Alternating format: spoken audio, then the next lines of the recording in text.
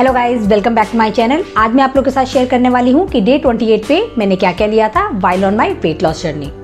Day 28 पे भी सबसे पहले मैंने अपनी मॉर्निंग ड्रिंक ली थी, लेकिन उस दिन मैंने चिया सीड वाटर से डिफरेंट सिर्फ प्लेन ल्यूकवार्म वाटर लिया था और वो मैंने अराउंड 2 कप्स लिए थे।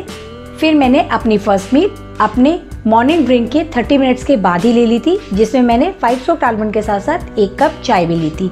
वैसे मैं ब्रेकफास्ट से पहले चाय लेना अवॉइड करती हूँ, लेकिन उस दिन मुझे काफ़ी हेडेक फील हो रहा था क्योंकि उससे एक रात पहले मैं बिल्कुल सो नहीं पाई थी, तो इसीलिए मुझे उसकी ज़रूरत काफ़ी फील हो रही थी। इसीलिए मैंने उस दिन 1 कप चाय अपने फर्स्ट मील में ली थी।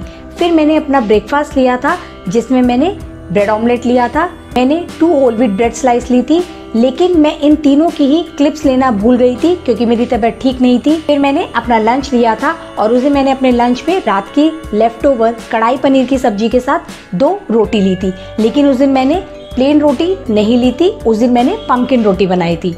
बहुत दिनों बाद मैंने अपने डो में कुछ प्यूरीज ऐड करी थी, वेजिटेबल प्यूरीज, और उस दिन मैंने पम्पकिन की प्यूरी ऐड करी थी।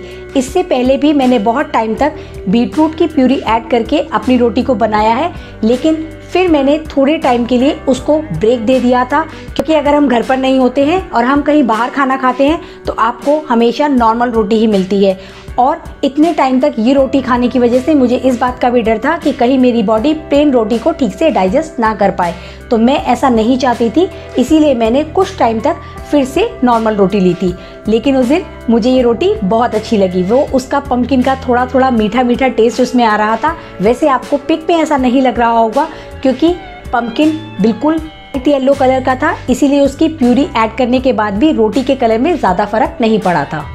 मैंने सिर्फ प्यूरी ऐड करी थी। जब भी मैं कोई वेजिटेबल प्यूरी ऐड करती हूँ तो मैं उसके साथ कभी भी सॉल्ट ऐड नहीं करती हूँ। वैसे अगर आप अपनी रोटी को इस तरह से बनाते हैं तो आप उसको ज़्यादा न्यूट्रिशियस तो बना ही देते हैं, इसके साथ साथ वो ज़्यादा फाइबर रिच भी हो जाती है। फिर मैंने अपना इवनिंग स्नैक लिया था अराउंड 6:15, जिसमें मैंने मुरमुरे बेल खाई थी, जिसमें मैंने थोड़े से small chop cucumber, tomato and onion add करे थे, और सीजनिंग के लिए मैंने उसमें थोड़ा सा सॉल्ट, थोड़ा सा चाट मसाला और लेमन जूस ऐड किया था। और फॉर द क्रंचीनेस मैंने इसमें बहुत थोड़े अमाउंट में अप्रॉक्सीमेट 1 स्पून के मैंने उसमें आलू भुजिया भी ऐड करी थी। मेरा जब भी कुछ इवनिंग टाइम में चटपटा सा खाने का मन करता है तो आजकल मैं ये बेल प्रीफर करती हूँ क्योंकि इसमें बिल्कुल भी कोई अनहेल्दी चीज़ नहीं है। इवन ये आपको बहुत ही ज़्यादा सेटिस्फाई करती है अगर आपका बाहर का कुछ खाने का मन हो तो। फिर मैंने 8 o'clock के अराउंड अपना डिनर लिया था, जिसमें मैंने 1 कटोरी दाल ली थी, थोड़ा सा अचार, और फिर से पम्पकिन के उसी डो की 2 रोटी ली थी। फिर मैंने अपनी बेड टाइम ड्रिंक ली थी, जिसमें मैंने जिंजर एंड मिंट टी बनाई थी, और अपने इस जिंजर एंड मिंट टी की रेसिपी मैं डे 25 वाले वीडियो में शेयर कर चुकी हूँ, आप वहाँ से जाके चेक कर सकते हैं। और उस दिन मेरा वाटर इनटेक था अप्रॉक्सीमेट 2.5 लीटर। मैंने जो उस दिन स्टेप्स कंप्लीट किए थे वो मेरे प्रीवियस डेज के कंपेरेटिवली काफ़ी कम थे। उस दिन मैंने ओनली 1100 स्टेप्स कंप्लीट किए थे और मेरी कैलोरी बर्न थी ओनली 33। तो अगर आप लोगों को ये वीडियो पसंद आया हो please give it a thumbs up, और इसी तरह के और कंटेंट के लिए please consider subscribe to my channel, hit the notification bell, share it with your friends and family, and please share your feedback and suggestion in the comment section.